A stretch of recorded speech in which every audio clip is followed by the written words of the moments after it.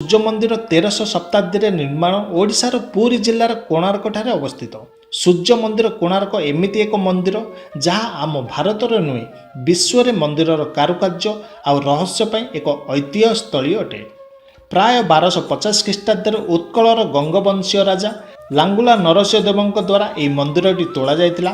ଏକ ବିଶାଳ ରଥାକୃତିର ଏହି ମନ୍ଦିରଟି ହେଉଛି ପଞ୍ଚରଥ ବିଶିଷ୍ଟ, ଯାହା ପଥରରେ ତିଆରି ହୋଇଥିବା ଚକ, ସ୍ତମ୍ଭ ଆଉ କାନ୍ଥ ରହିଛି। ଏବେ ଜାଣିବା ମନ୍ଦିରର ନାମକରଣ କୋଣାର୍କ କେମିତି ହୋଇଥିଲା। ଏହି ମନ୍ଦିରଟି ଗଢ଼ାଯାଇଥିଲା ପ୍ରାଚୀ ନଦୀ ଆଉ ବଙ୍ଗୋପସାଗରର ସଙ୍ଗମ ସ୍ଥଳରେ। ସେହି ଯୁଗରେ ଏହା ଏକ ପୋତାଶ୍ରୟୀ ବନ୍ଦର ଥିଲା।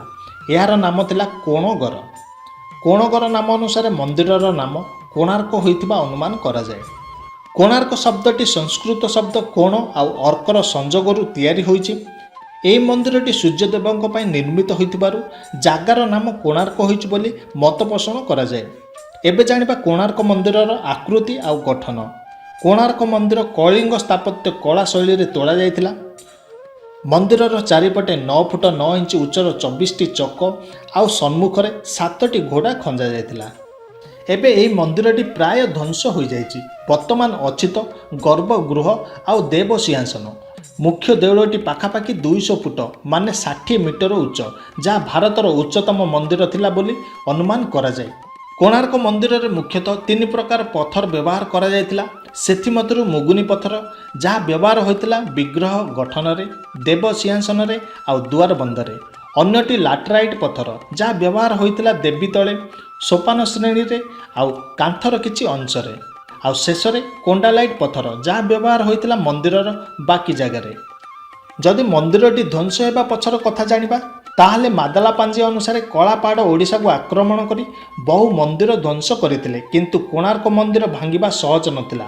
ଆଶ୍ଚର୍ଯ୍ୟ କଥା ଥିଲା କି କଳାପାହାଡ଼ ପୂର୍ବରୁ ହିଁ ଏହି ମନ୍ଦିରର ଗଠନ ପ୍ରଣାଳୀ ବିଷୟରେ ଜାଣିଥିଲା, ଯାହାଦ୍ୱାରା ମନ୍ଦିରକୁ ସହଜରେ ଧ୍ୱଂସ କରିପାରିଥିଲା। ଓଡ଼ିଶାର ଇତିହାସ ଅନୁସାରେ 1508 ଖ୍ରୀଷ୍ଟାବ୍ଦରେ କଳାପାହାଡ଼ ଓଡ଼ିଶା ଆକ୍ରମଣ କରି କୋଣାର୍କ ମନ୍ଦିର ସହ ଓଡ଼ିଶାର ଅନେକ ମନ୍ଦିରକୁ ଧ୍ୱଂସ କରିଦେଇଥିଲା। ଏବେ ଜାଣିବା କୋଣାର୍କ ମନ୍ଦିରର ଚୁମ୍ବକର ରହସ୍ୟ।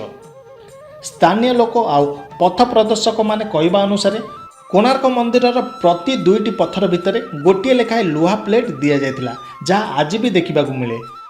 ଦେଉଳକୁ ଲୁହାର ବିମ୍ରେ ମଜବୁତ କରାଯାଇଥିଲା। ଦଧିନଉତି ବା ମନ୍ଦିରର ଚୂଡ଼ାରେ 52 ମେଟ୍ରିକ୍ ଟନ୍ର ଗୋଟେ ବିଶାଳ ଚୁମ୍ବକ ଖଞ୍ଜାଯାଇଥିଲା, ଯାହାକୁ 1200 ବଢ଼େଇ କରିପାରିନଥିଲେ ତାହା 12 ବର୍ଷର ଶିଳ୍ପୀପୁତ୍ର ଧର୍ମା କରି ଦେଖାଇଥିଲେ। ଏହି ଚୁମ୍ବକ କାରଣରୁ ମନ୍ଦିରଟି ସମୁଦ୍ର କୂଳରେ ପ୍ରଭାବିତ ନ ହୋଇ ମଜବୁତରେ ଠିଆ ହୋଇପାରିଥିଲା। ମନ୍ଦିରରେ ଖଞ୍ଜାଯାଇଥିବା ଅନେକ ଚୁମ୍ବକର ଶକ୍ତି ବଳରେ ଏହି ବିଶାଳ ଚୁମ୍ବକଟି ଶୂନ୍ୟରେ ଭାସମାନ ହେଉଥିଲା। ମନ୍ଦିରକୁ ଏମିତି ଭାବରେ ନିର୍ମାଣ କରାଯାଇଥିଲା ଯେପରି ସୂର୍ଯ୍ୟଙ୍କର ପ୍ରଥମ କିରଣ ନାଟ ମନ୍ଦିର ଦେଇ ଗର୍ଭଗୃହରେ ଥିବା ମୁଖ୍ୟ ପ୍ରତିମାଙ୍କ ନାଭିରେ ଲାଗିଥିବା ହୀରାରେ ପ୍ରତିଫଳିତ ହେଉଥିଲା। ଏହା ସକାଳୁ ସକାଳୁ ଅଳ୍ପ କିଛି ମିନିଟ୍ ପାଇଁ ଦେଖିବାକୁ ମିଳୁଥିଲା। ଆଉ ଏ ମନ୍ଦିରରେ ଚୂଡ଼ାରେ ଲାଗିଥିବା ଚୁମ୍ବକର ପ୍ରଭାବରେ କୋଣାର୍କ ସମୁଦ୍ର ତଟ ଦେଇ ଯାଉଥିବା ଜାହାଜମାନଙ୍କର ନେଭିଗେସନ୍ ସିଷ୍ଟମ୍ କାମ କରିବା ବନ୍ଦ କରିଦେଉଥିଲା ଆଉ ଜାହାଜକୁ ନିଜ ଚୁମ୍ବକୀୟ ଶକ୍ତିରେ ଟାଣି ନେଉଥିଲା, ଯାହାଦ୍ୱାରା ବ୍ରିଟିଶ ଶାସନ ସମୟରେ ଇଂରେଜମାନେ ଏହି ପଥରକୁ ବାହାର କରି ନେଇଯାଇଥିଲେ। କୁହାଯାଏ ଏହି ଚୁମ୍ବକର ଶକ୍ତି ଏତେ ପ୍ରବଳ ଥିଲା ଯେ ସମୁଦ୍ରରେ ଯାଉଥିବା ଜାହାଜଗୁଡ଼ିକ ପ୍ରଭାବିତ ହେଉଥିଲେ, ଯାହାଫଳରେ ଇଂରେଜମାନଙ୍କୁ ବହୁତ କ୍ଷତି ହେଉଥିଲା। କଳିଙ୍ଗ ଶୈଳୀରେ ତିଆରି ହୋଇଥିବା ଏହି ମନ୍ଦିର ସୂର୍ଯ୍ୟଦେବଙ୍କ ରଥ ଭଳି ବନାଯାଇଥିଲା। ମନ୍ଦିରର କାରୁକାର୍ଯ୍ୟ ପାଇଁ ଏହା ଆମ ଦେଶର ପ୍ରସିଦ୍ଧ ମନ୍ଦିର ଅଟେ। 1200 ବଢ଼େଇଙ୍କର ପରିଶ୍ରମ ଆଉ ଶିଳ୍ପୀପୁତ୍ର ଧର୍ମାଙ୍କର ବଳିଦାନ ଆମ ଓଡ଼ିଶାର ଗୌରବକୁ ବହୁତ ଉଚ୍ଚା କରିଦେଇଛି।